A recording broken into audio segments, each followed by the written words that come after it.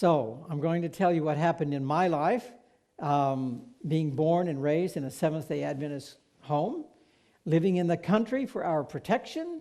But you know, the devil knows where you are even if you're in the country. And I truly believe that from the time a person is conceived, that the devil has a customized plan for that life. But I praise God that he also has a customized plan for our lives. Amen. And it precedes Satan's, because God said, before I formed you in the belly, right?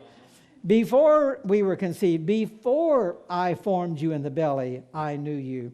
And so the great controversy goes into effect from the moment of conception for that soul. I truly believe that.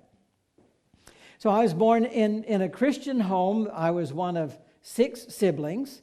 We were living in the country. My dad was a dairy farmer, and we just lived in this fascinating place out on this big farm. And it was while I was there that I was sexually molested by a farmhand when I was only 4 years old. Now, what 4-year-old child knows how to process something like that? At 4 years of age, we are not equipped mentally, physically, emotionally, spiritually to deal with any such thing. We're not ready for that. We're not ready to be introduced to sexual behavior.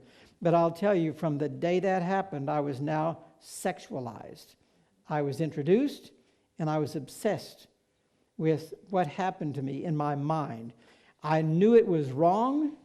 I was the victim. I was the innocent victim. But I could not get that out of my mind. You see, my mind wasn't mature enough to know how to cope with such a thing. I knew that what had happened was wrong, so I didn't tell Mommy and Daddy, because I felt like I'd be tattling on myself. I felt dirty. I felt guilty as a 4-year-old child. And this is true with most victims of this kind of assault. They feel responsible, or they're made to feel responsible. And even as a 4-year-old child, I felt like I was a guilty party in that situation. Well, shortly after that, I developed a physical problem. I began wetting the bed. You see, I didn't process what was going on, and so I think sometimes when a child is emotionally disturbed, if it's not taken care of, there will be a physical manifestation. I had not wet the bed since I was age 2. My parents told me that all 6 of us children had been totally trained by the age of 2. And so 2 years later, all of a sudden, Ronnie is relapsing, and he's going back into that problem. And my dad, bless his heart, he was a child raising children. He was married when he was 17. He was a father at 18, and he fathered 6 children. My mother has told me on a number of occasions, Ron, your dad was the most difficult child I ever had to raise. And I agree. I know my dad, and I love him to death. I mean, he's passed now, but I love him to death. But it was true. That was an honest assessment. My dad did not know how to deal with children, especially if there were problems. And he became physically and emotionally abusive towards me because he thought I was being lazy. Well, that only made matters worse. I felt pushed away.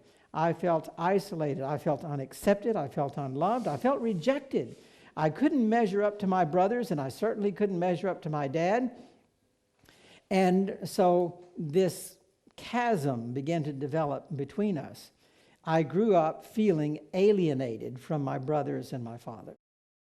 But I still never told a living soul about what had happened. And later, many years later, my dad told me his thinking during that time, and he was so repentant. But he said, I thought that by shaming you, I could help you stop being lazy, that you could overcome that if I just shamed you enough. And he publicly humiliated me before other people, thinking that would shock me into stop being so lazy. They even took me to a doctor eventually, and the doctor said, there's nothing wrong with his kidneys, nothing wrong with his bladder. The kid's just lazy. So now I had the doctor's diagnosis. And so you can see how things just mushroomed. You know, Satan was just really working on me. I was, as I went through grade school, once a victim, I'll tell you, it's easy to be victimized again. First of all, you start suppressing and you start withdrawing and internalizing. And I was repeatedly victimized and molested by an older student when I was in grade school. And he was the pastor's son. What could I say, you know? But I kept all of this inside, and it just festered and festered and festered, and eventually it was going to rupture. But beside that, I did grow. Even in spite of all of that, I grew up as a spiritual child. I loved Jesus. I loved church. I started playing piano when I was 5. By the time before I was ever a teenager, I was playing for Sabbath school and church. I became a church musician as a child. And I loved church. And I also had this compulsion to excel, and I think that had to do with my wanting acceptance. My brother in school, every other year in church school, we were in the same class. He was 1 year older, a grade ahead of me. And he was 1 year bigger and stronger and better looking and all that stuff. I tell him today, you're still 1 year older. But in school, he could just sit there and goof off all day long, never crack a book, and make straight A's. And I would not be outdone, you know, sibling rivalry. But I couldn't goof off and make straight A's. I had to study. Well, which turned out to be a good thing because I learned how to study and apply myself. And so I also graduated from the 8th grade as valedictorian of that class, went on to high school, and it was there that I really got more involved in music. That's when I started taking organ and found someone playing the marimba and got caught up in marimba, which is now my concert instrument, and picked up accordion along the way somewhere. And that school, first of all, it was a very spiritual school. I chose to go there. I didn't have to go there. I begged to go there. I chose to go there, and I chose to be a spiritual person. I mean, I love the Lord.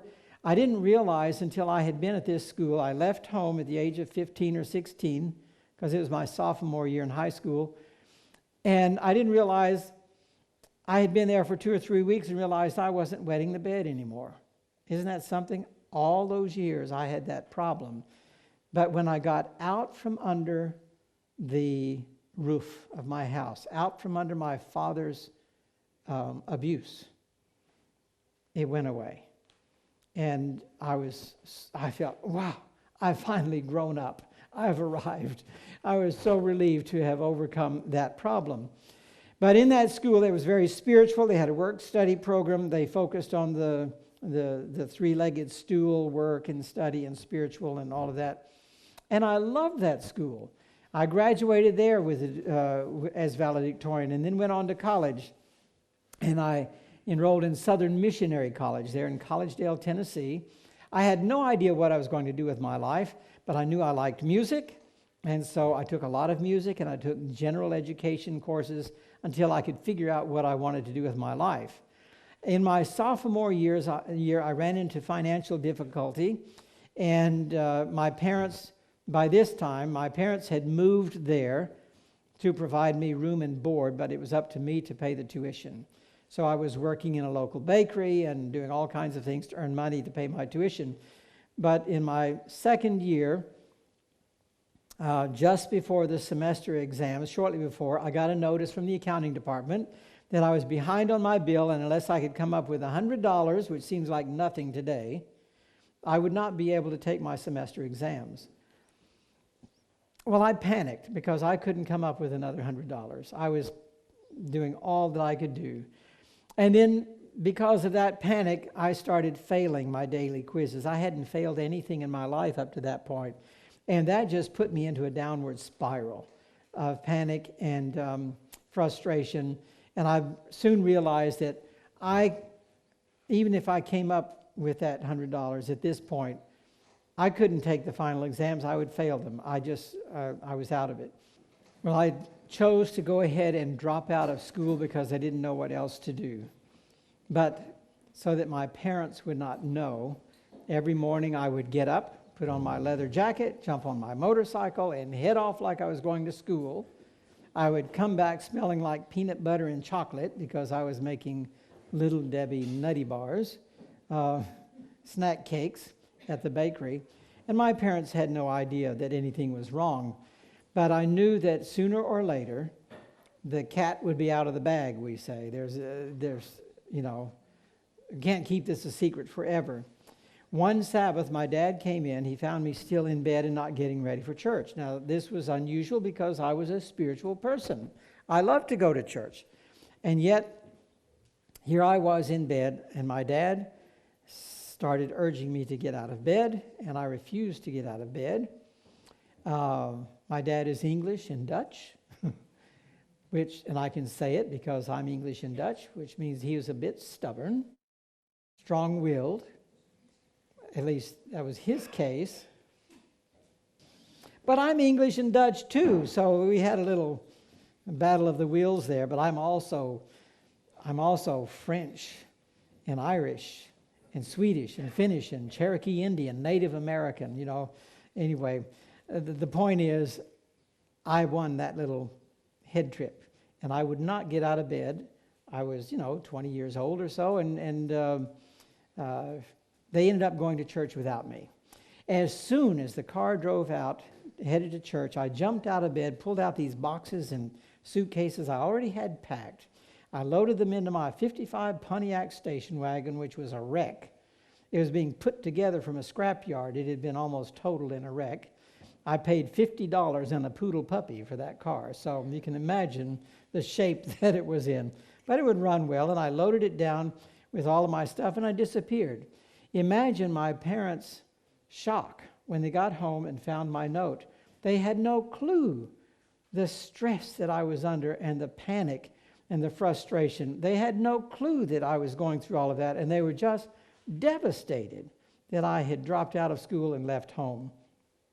It took them 3 days to find out where I was, and when they did, I remember talking to my mother on the phone, and she was crying, and they were urging me to come back. But I mean, the semester exams had already come and gone, and I had really missed out on all of that, and it was too late. There was no going back. And in those days, if you were not in school, you were in something else. I got a job briefly as a surgical assistant in a big hospital in Memphis, Tennessee. But soon I got the letter from Uncle Sam. Do y'all know who Uncle Sam is? Yeah, okay, the military. And if you're not in school, you're in the military. And I was drafted. I ended up going through basic training, medic training as a conscientious objector, and because of my surgical assistant training, I was able to get into an advanced school of surgical technician training. So my first, more than half of my time in the military was in training. When it came time for me to be deployed overseas, now everyone I knew went straight to Vietnam during that time. And my orders came for Korea, South Korea. I had no idea we were still in South Korea. And I ended up with surgical training in South Korea where there was nothing even going on. So I ended up in Korea, and then I discovered there was a mission station in Seoul, Korea, and all of the American soldiers that were Adventists could go there on the weekends and spend Sabbath off base there, and they could keep the entire Sabbath there. And so I started going there. When it came time for me to be discharged from the military, I thought, wouldn't it be great if I could join these student missionaries and work? I mean, I would like to do mission service for a while. Well, we worked it out with the military, U.S. military, the Korean government, and with the language school, and I was discharged in Korea. I had a wonderful time there, but pretty soon I was asked to go south, interestingly, south, but to Thailand, and I was asked to run a new school down in South Thailand, near the Malay border in the Songkhla province. And so I spent another 14 months running this school, teaching English and Bible, and just having a great time. and studying the Thai language. I studied the Korean language while I was there. I can't speak it much anymore. I have 2 years of college credit in Korean. I could speak it back then, but there are not too many Koreans in Arkansas. But the reason I'm saying this is because I just immersed myself in whatever culture I was working in. I really, really enjoyed it to the point that I decided, wouldn't it be great if I went back and trained to be a missionary? So I finished my tour of duty, my tour of mission service there in Thailand, and I went back to Southern Missionary College. I now had the GI Bill, which would help fund my education, and I enrolled in theology and pre-med. I wanted to be a medical missionary. And I, with the financial relief that I had, I was now able to concentrate on my studies, and I was able to maintain an A average. I mean, if I was going to medical school, I had to have top grades. Shortly after going back, I married one of those La Sierra student missionaries from Southern California. It was my choice to have a Christian home, to have a Christian wife, and she was a radiant, happy Christian woman, and we were great friends in Korea, and I chose to marry her, and I also chose to right away start having Christian babies. And so we had 2 Christian babies there in a very short time. And I'm telling you about these choices for a reason. This is not boasting. What I'm wanting to share with you is that you can have a lifetime of good choices and make one bad choice and fall over the cliff. But I had a lifetime of making good choices for the most part. I chose to have that degree in theology. I wanted to work for the Lord. I loved the Lord. And then I was called into ministry before graduation, and I was graduating with honors. And I was shocked. I hadn't thought about being called into ministry. I was focused on theology and then pre-med and then going to medical school. And it kind of startled me. And then I panicked. I mean, I knew who I was, and I also was very timid and shy. I mean, kind of like now, I'm still a very timid, shy person. But I couldn't imagine standing up before this huge church that I was being called to preach at, to pastor, in Madison, Madison College, the campus church. I mean, it was a huge church, and I had been there, lived there as a kid, and I was the mail boy all over that campus, and I thought, man, I can't preach to all those professional people that knew me as a kid. Anyway, I panicked. I didn't feel really qualified or ready anyway, and I turned down the call to ministry. I made a big mistake. I didn't pray about it. I just told them that I have one more class in physics and then I'm off to medical school, and I turned down the call. But I'm not in medicine, the medical field today. It could be the Lord wanted me to be in ministry. I don't know. But needless to say, I turned down the call and continued my studies, and it wasn't long after that I went over the cliff. And people have kind of challenged me for that. How could you fall over that cliff? You had a degree in theology. Well, I have met a number of people that not only had the degree in theology, but that were also pastors for years and then fell over the cliff. It's not what you know. It's what you have in your heart. And it's an understanding of the plan of salvation, which I did not have. And my wife was devastated. I fell headlong into the gay life. This thing that had been festering in my mind since I was 4 years old just finally erupted. I didn't have answers. The Lord didn't take it away. And you may hear people say this, I prayed the Lord would take it away. He didn't take it away. He must want me to be gay. People are saying that all over the place. If the Lord wanted me to be straight, He would have made me straight. Well, see, the Lord is being blamed, and that's what I did. I stopped praying about it because the Lord never took it away. But He doesn't promise to take away temptation, does He? He promises that His grace is sufficient. And see, that's where I had no understanding. I thought as long as I was struggling with this stuff in my mind, I was that person. I felt guilty by temptation. And needless to say, not knowing how to control my mind as a 4-year-old child, I grew up with all kinds of wild imaginations and fantasies. And yes, my mind was corrupt. I have to admit that. But the point is, I stopped praying about it. I gave up. I just finally said, I need to just accept who I am and get on with it, because I'm not finding any answers. Of course, my wife was devastated. We had 2 little children, and she was devastated. But to her credit, she was willing to forgive, and she said, Ron, we can work through this. Let's go to counseling. She was willing to forgive and stay with me. She planned on being a minister's wife or a missionary's wife all her life. She loved me, and she didn't want our marriage to end, even though I hurt her so terribly. And it's not something that I kept secret. When I fell into it, then I told her. I just acknowledged what I had done, and that this is just who I am. I've been fighting it all my life. I didn't know why. I just thought I was born this way, like so many people do. And I just gave up. In that period, there was no discussion in our church about this issue. There were no resources, no one to talk to.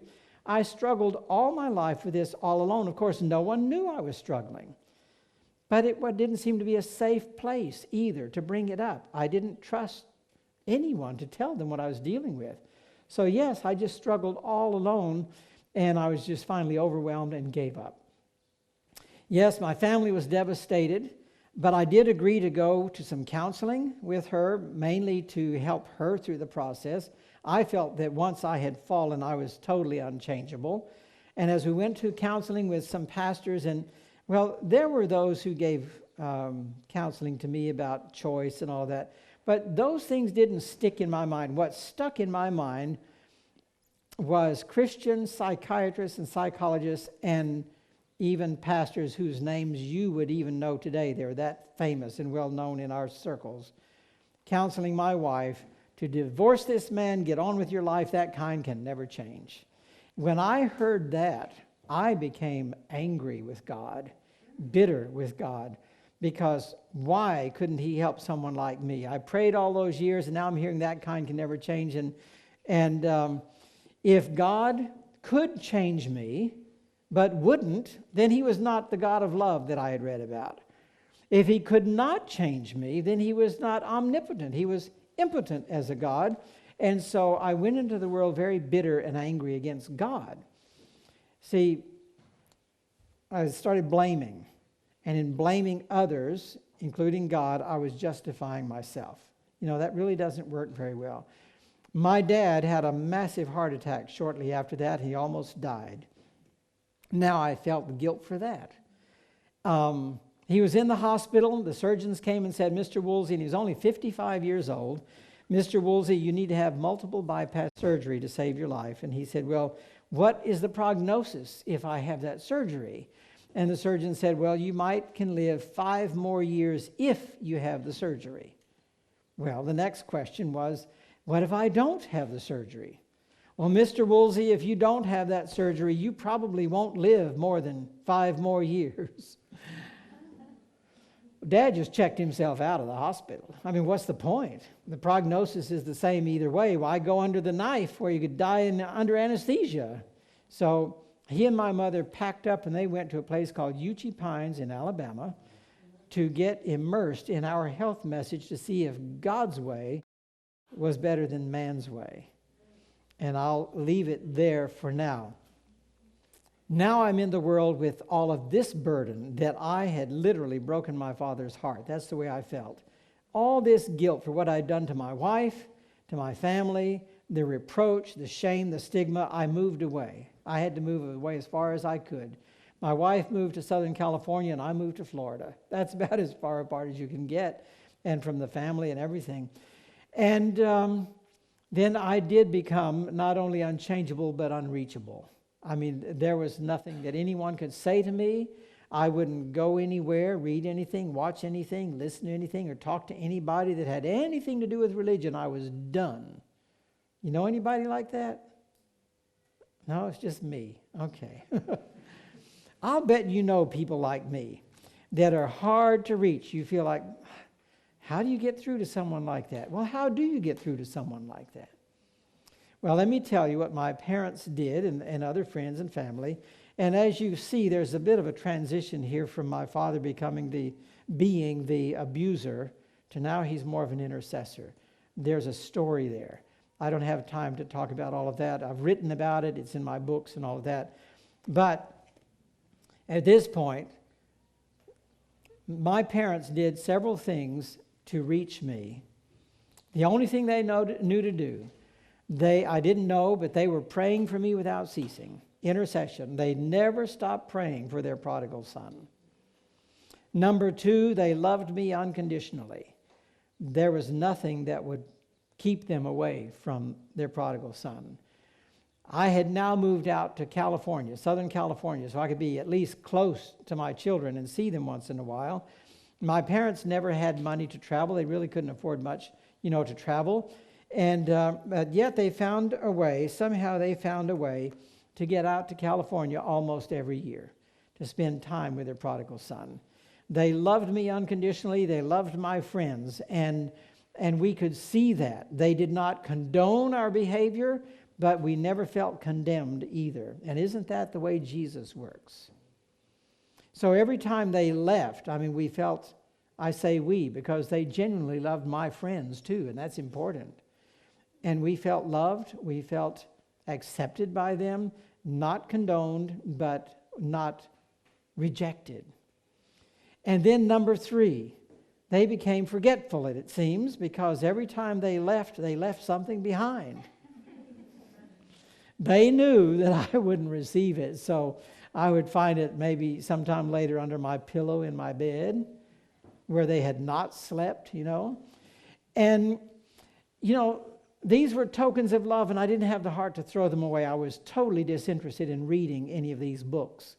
But when there's that really nice note in there before they forgot and left it behind, really nice note, I couldn't throw those away. And besides, they were hardback. These were not the cheap paperbacks. They were hardback. Over the years, I collected these tokens of love, and I just stuffed them in the bookcase. And I kept them there. I wasn't interested in reading them, but I couldn't throw them away. Number one, there was a big, beautiful King James Study Bible with all the E.G. White comments in it. It was not this one. I've been through a number of these, but it was a bigger one. That was in my bookcase. There was a 9-volume set, Testimonies to the Church. Can you believe that? There was a 5-volume set, the Conflict of the Ages series. There was the Story of Redemption, which I learned to love eventually. Just a wonderful book, The Story of Redemption. And then there was this little book called Steps to Christ. And there they sat. I was collecting them from year to year and what have you. And it's like the Lord was baiting me and setting a trap for me. He's going to reel me in. He was fishing, right? So at some point, it's as though the Lord realized now is the time to exert divine intervention. And I remember one night while I was sleeping, I was having this dream, and my life was passing before me, not from my birth to the present, but just the present. Everything I was involved with in my life, it was like the Lord was showing me what my life was like all together. I was a dancer and a dance instructor. I was a hang glider pilot. I did rollerblading and biking and jogging and beach stuff. And I was a dancer and a dance instructor. And then my work and all of this stuff. It was like from one thing to another. Like a dream, how a dream is like a collage.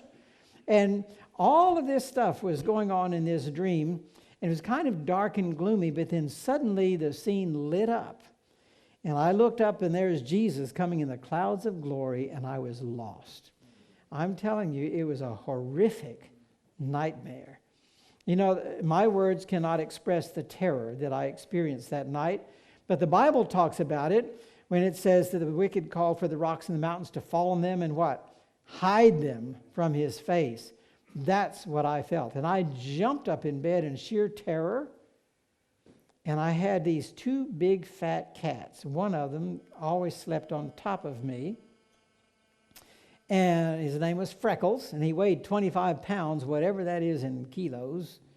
kind of like a flour sack, a great big old fat cat.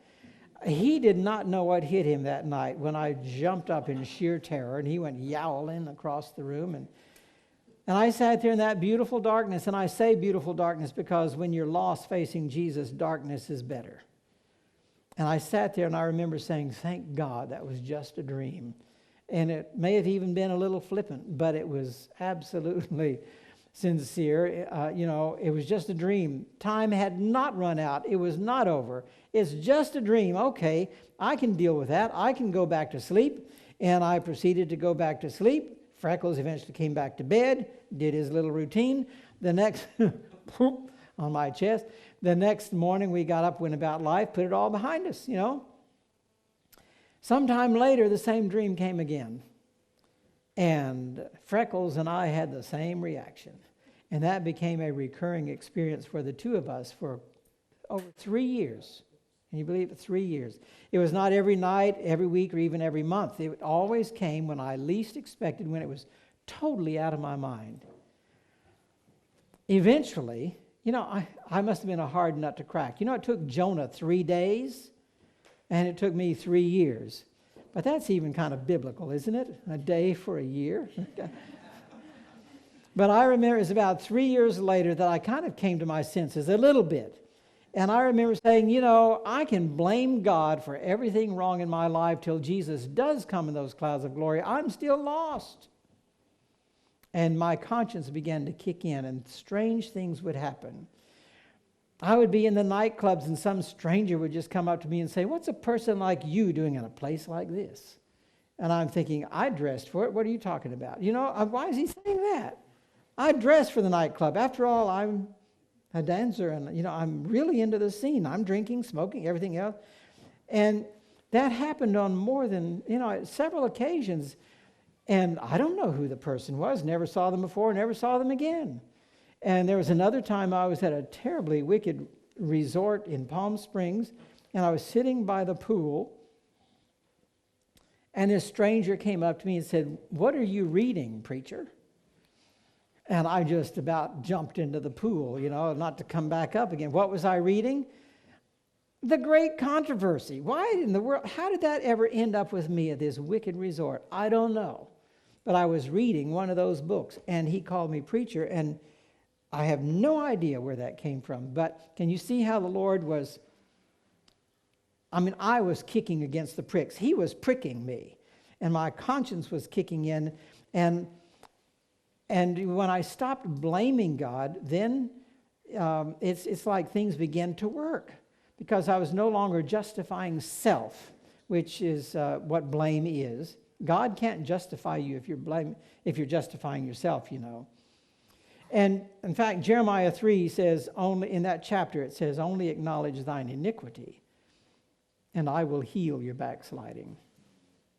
I was now beginning to own up to my own bad choices. And I thought I would research my life and figure out where I had gone wrong, where I had become derailed. And that's when I started connecting dots at the age of 4 and grade school and this and that and the other. And it just came to my senses. I just started using reason. I was derailed when I was 4 years old. And if I could be derailed at 4, why can't I be re-railed at 40? Right? If I can be knocked off the rails, why can't I be put back on? That's just logic. So I decided to see if I couldn't find out how to get re-railed. Well, you know where I went, don't you? For counsel? My Left Behind series. I wouldn't go to any person. And I remember pulling out that Bible first. And I opened it, and my mind was just mush from being a TV addict all those years in the world. I couldn't read the Bible. I put it down, I put it back. And then I'm looking through there. Oh, here's a little book. A little book, short chapters, big letters, easy to read. You know which one it was, right? Steps to Christ. And I pulled it out, and I looked at that and said, if I'm going to read, I have to relax. I was just so uptight, and I couldn't concentrate. So that's when I did something that I don't recommend. But I know the Lord meets us where we are. I went into the kitchen, I pulled out my blender and dumped in a bunch of ice, tequila, Midori liqueur, blended up a double Midori margarita. And I took it back to the living room, and I sat down with my margarita and lit up a cigarette and started reading page 1 of Steps to Christ. Now, I know that's an odd picture, isn't it? Something wrong with it. And I was reading down page 1 when I realized what I was doing. And then I stopped and I had a little talk with the Lord. Lord, I didn't leave you over cigarettes. I didn't leave you over margaritas. These are peripheral issues. These are not the real issue. I'm going to read, you show me answers to what's really my problem, and then we'll talk margaritas and cigarettes. And I continued drinking and smoking and reading Steps to Christ. But something happened in chapter 5. Basically, it was saying that God's plan for my life far exceeded anything I could even imagine for myself. And anything he asks of me is for my own joy and happiness and health and fulfillment. And I caught myself putting out the cigarette. You see, by beholding, we become changed. There is power in the Word of God, transforming power. And I could not read Steps to Christ and continue smoking and drinking. And just to race through my period of study, which went on for quite a long time, I read this entire book and everything in it, all the commentary. It's very heavily marked up. I read the entire 9-volume set, Testimonies, the Conflict of the Ages series, the Story of Redemption, Steps to Christ. I read it all. I consumed it. I found everything I needed. You see, I was no longer studying for professors to make a grade. I was studying for my very salvation and survival. I was on a downward path of self-destruction and degradation in this life. Whether there was a hell to shun or a heaven to win, it didn't matter. I was on a path of self-destruction. You know, the average life expectancy of a gay person is around 40, 42 years old or something like that, because there's so much disease and crime and suicide and all kinds of things. And my life was in danger. But I found all of my answers, and I'm just racing through that part because I've shared some other, through my sermons this week. But one Sabbath, my parents were visiting, and they always did this on Sabbath morning. They'd knock on my door when they're visiting. Ronnie, would you take us to church? I usually resisted, but this Sabbath I didn't. You heard about how I had been searching around various churches, and I found 2 churches that were preaching exactly what I was reading. You know, there's so many things going wrong within God's people, but there are the 7,000 who have not bowed the knee to Baal. And I found these 2 churches. I didn't go to every church, but when I latched upon these 2, that's where I started going. In fact, I went through a whole prophecy seminar. My parents didn't know anything about that. I took them to church. It was an hour and a half away when there was one right around the corner, but I wouldn't take them to that one. I took them to the one that was preaching what I was reading for confirmation and affirmation. And at the end of the sermon, the pastor gave a call. And my parents were with me. This is 16 years after my father's heart attack. My parents were there, and they were surprised, as I was, when I stood up and went forward and answered the call. I had no clue how I would leave the gay life. I was in total bondage. But I found so many wonderful promises and answers, but I had not made the move.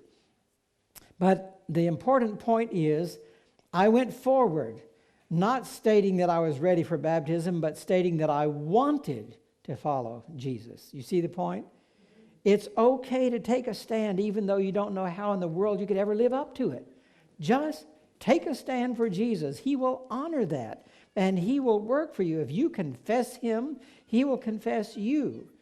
And so when I took that stand, boy, things started really clicking after that. And my partner would be so upset, are you going to follow that Jesus stuff? And I would be tempted to say, no. And I'd say, no, I've got to be honest. Yes, I am. Oh, I feel like breaking things. And he'd go through the house just breaking things all over the place. And I'd feel such wonderful peace. Break it all. Who cares? I did not deny my Lord. I felt peace. Even though I was still in the relationship, I was taking these steps. And eventually, I took the big step. And my problem was that my partner and I were in this thing for life. Married. we had no intention of ever breaking up. We really loved each other. Now, that's what made it so hard. But I loved to learn him more. And I had to make a choice. And it came down to that. And I had to end that relationship, and I was almost killed in the process. Because that gentleman turned on me with the violence of 7 demons. And could very well have killed me. I was no match for that satanic type of attack. When I left the home, and I left almost everything behind, I fled Southern California like leaving Sodom and Gomorrah, And I looked like I'd been in a car wreck. I mean, I was so beaten up. I was hitting over the back of the head with a great big lead crystal ashtray. That in itself could have killed me. And that's the back of my head. You should have seen the front of my head. Anyway, the Lord allowed me to go through that. And I've wondered, why did the Lord not protect me? Well, he did protect me. I mean, look at the Apostle Paul. How many times was he stoned, and shipwrecked and flogged and all that stuff? The Lord went through it with me. He did not protect me from it. He protected me in it. But what it did, it revealed to me who I was really dealing with, and that was Satan. And when I realized that this thing is of the devil and I have been under his control all of these years, I turned and I walked away to never go back. The Lord didn't protect me from that trauma, but he spared my life. He let me see who I was really dealing with. And so I walked away and to follow Jesus. And I moved in with my parents in Arkansas. That's why I'm in Arkansas. My parents had moved to the Ozark Mountains to retire. I had no place to go. I went to their house. I did have my car, no job, and no money. In the middle of the mountains, from Los Angeles to the mountains, and all that was there was trees and crickets, I thought I'd go stir crazy in that place. There were no lights, there's no traffic, there are no people, no bars, no place to get cigarettes, I mean, it was out in the middle of nowhere. But I had made the break, and now I had to spend my next 40 years in the wilderness. I mean, that was kind of what I said. I read somewhere, someone else did something like that. So here I am in the wilderness. Now I love those trees and crickets. I can't imagine living anywhere else unless it was South Island, New Zealand. Maybe North Island, Anyway, I immediately felt a call to ministry, and I couldn't believe it. I thought, who? Me? But, one thing I wanted to say coming into this home and living with my parents, no job and no money. When I was born the first time, I had no job and no money. So why should I expect being born again that I would have a job and money? That would come later, right? I had to go through healing. I had to go through withdrawals. You wouldn't believe the withdrawals, not from alcohol and tobacco, but from city life, from the nightclubs. I mean, it was really quite a struggle for me to go through that, and yet I chose to do that. I wanted to do that. Feeling this call to ministry, I thought, well, maybe if I just write out my testimony and I'll mail it out to everybody I know and just see what happens, and maybe that'll take care of this. So I did that. I mailed it out to everyone that I knew, and I got a phone call from my best friend from high school about 2 weeks later. He had left the church the same time I did, equally degraded, different areas, but I mean equally degraded, terrible life. And he said, Ron, I'm reading your letter and I'm really impressed. He said, I want to come back too. It's time for me to come back, and I'm beginning to study too. And he's now a minister in Florida. And this was the first person I heard from after writing my testimony. It was 3 or 4 pages then. Now it's 2 books. Okay. But anyway, I gave my parents a copy to read. And my dad took it upstairs, and there was this grate in the floor that you can see through, for return air and all of that. And I was in the basement, in the doghouse, and my parents were upstairs. And I heard my dad laughing. I knew he had taken it up to read, and now he was laughing. And I thought, what is this? And I went upstairs and peeked around the corner, and sure enough, he's sitting there, he's reading through all this, and he's chuckling. And I had to interrupt him. I mean, my curiosity got the best of me. I said, Dad, why are you laughing? There's nothing funny in a testimony. He said, well, look here, Ronnie. Always called me Ronnie. Right here you wrote, the Lord gave me no rest, day nor night. I said, so what's so funny about that? He said, your mother and I prayed for 16 years the Lord would give you no rest, day nor night. There's our prayer, and there's our answer. And he was laughing for joy. Now, this is the man whose heart I felt I had literally broken. And now there's tears running down his cheeks, and he's chuckling for joy. He wasn't mocking. I mean, he was excited. Well, imagine what that did for me. I realized, my testimony can be a blessing to my parents, to my friends. You know, who knows where this will go. Well, I still had that strong call to ministry, and I thought, now what? I can't take an application to the conference office. First thing they're going to ask for is not my diploma, it's my resume. What kind of a resume would I give the conference office all these years since graduation? I said, Lord, this isn't going to work. I mean, I prayed about it. I said, how in the world could someone like me be in ministry? And then I started bargaining with the Lord. I also read that someone else did that. I tried doing things that I had read about because I felt like it was okay. And I started saying, if you want me to be in ministry, you make it happen. I have no idea how to do this. I will just say yes. If I'm invited to go, I'll say yes. Someone else did that. William Miller. I knew about William Miller, and I said, I can do that. I didn't stop to think that as soon as he said that, there was a knock on his door. I thought if I just say yes, that'll take care of it, just like William Miller. I wasn't expecting anything to happen, and nothing happened. Well, I was still smoking, see. I wasn't even baptized yet. It took me a long time to get over those cigarettes. And I wouldn't be baptized until I had fruit, meat for repentance. And so, but still I had the call to ministry. The Lord was preparing me. So I said, okay, wherever I'm asked to go, I'll go. Whoever knew it'd be New Zealand, of all places. I mean, what a wonderful thing the Lord has done for me. But anyway, then I started saying, if you want me to be in ministry, would you give me a double portion of your Holy Spirit? That wasn't a selfish thing. I also read that someone had asked for that. And why did I want it? I wanted to redeem the time I had wasted. 16 years in the world with a degree in theology. Some of my friends would even come to me and say, Ron, if I knew there was a way out, I would never have chosen to be gay. I had a degree in theology and not one word for that person. I mean, can you imagine? I didn't have my own answers.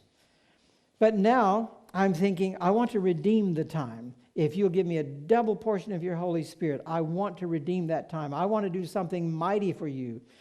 And then, because I turned my back on the gay life and I hung that issue on the tree, the forbidden tree in the Garden of Eden, mentally. There are all kinds of wonderful tricks in the Bible, by the way, about overcoming sin. No matter how delectable the fruit, it's on the wrong tree. You don't go there. Don't think about it. Don't look at it. God told Adam and Eve, don't even go there. So I started doing that. I don't go there in my thoughts. Satan may throw something in, I throw it back. We have a mud fight, you know? He throws mud, I throw it back. No, thank you, nice try, not interested. Throw it back. So I turned my back on that, and immediately I started praying, Lord, would you ever trust me again with family? Who, me? I had no inclination whatsoever to be married. But I started giving the Lord that idea. Would you trust me with that? I squandered that wonderful gift that you gave me with a Christian family. Fourthly, music. I had hung up my dancing shoes. I was no longer in the dance clubs. So I had this void in my life. I said, Lord, would you restore the gift of music?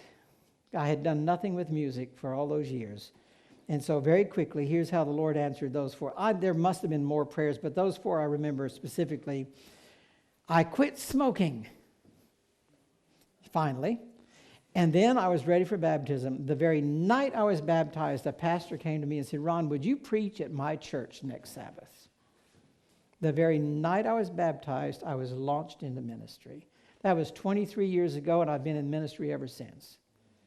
Every Sabbath from that first night I was baptized, except on rare occasions where I'm in the audience, But I've been preaching somewhere in various places all around the world. The Lord just launched me into ministry from the very night I was baptized.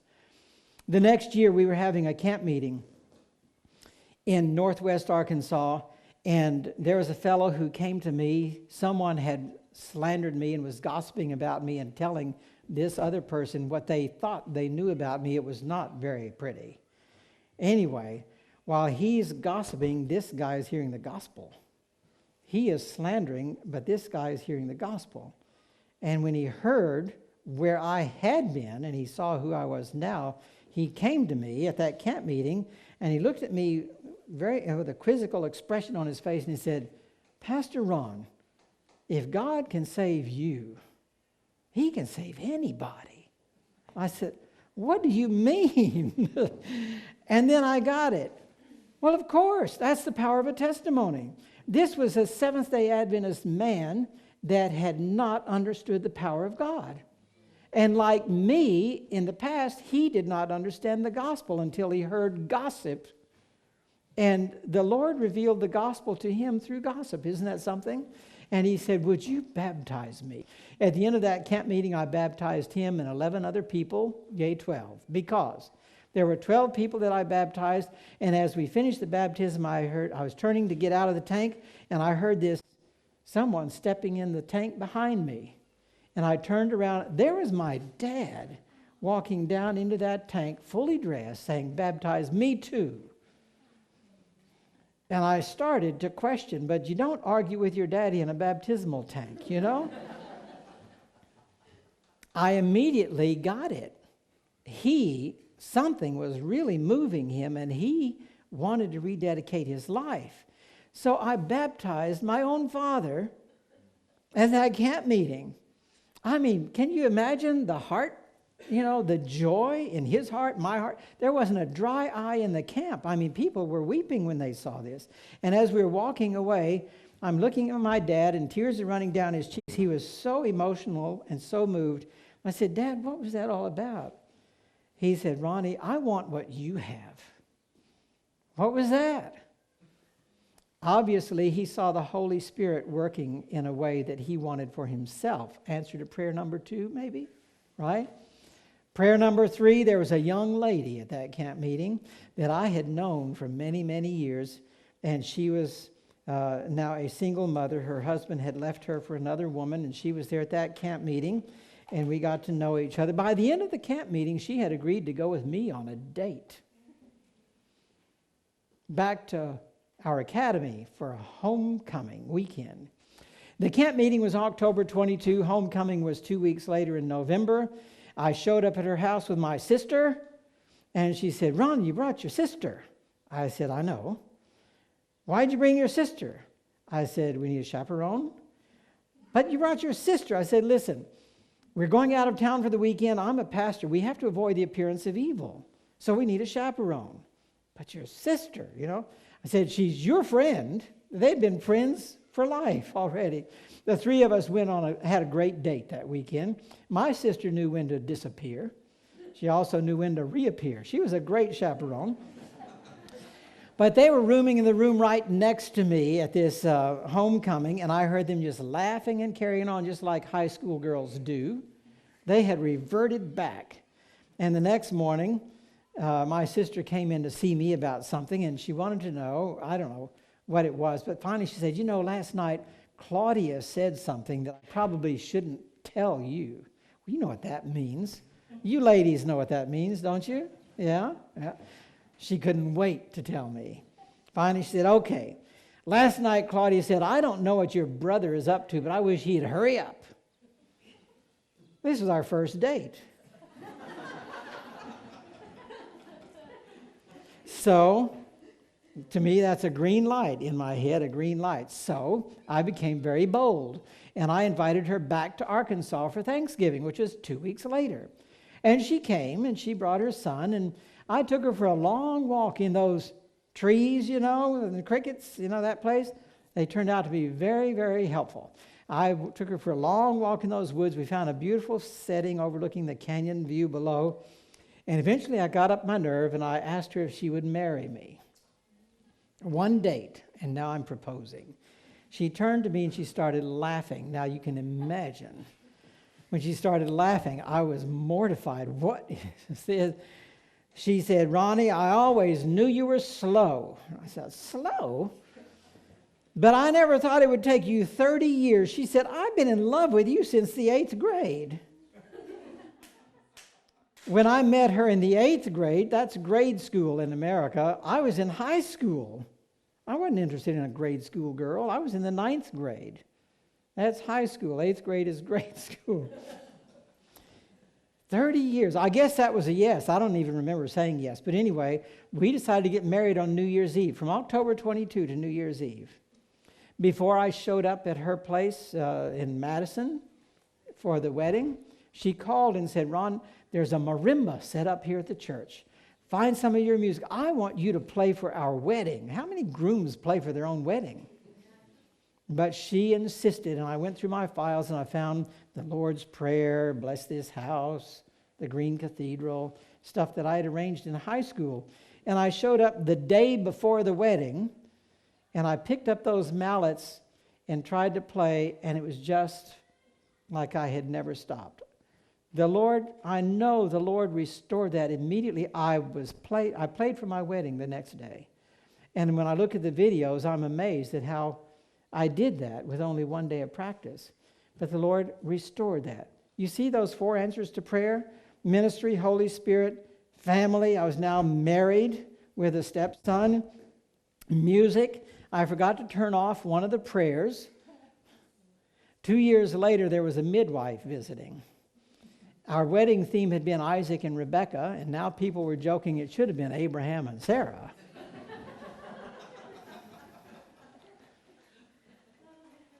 But we had a midwife visiting, and they called me into the room, and she wanted to know, are there any twins on your side of the family? I said, well, no, I don't know of any twins. And Claudia didn't know of any twins on her side of the family, and our mothers were both there, and they came into the room grinning from ear to ear and started listing all the twins they knew on both sides of the family.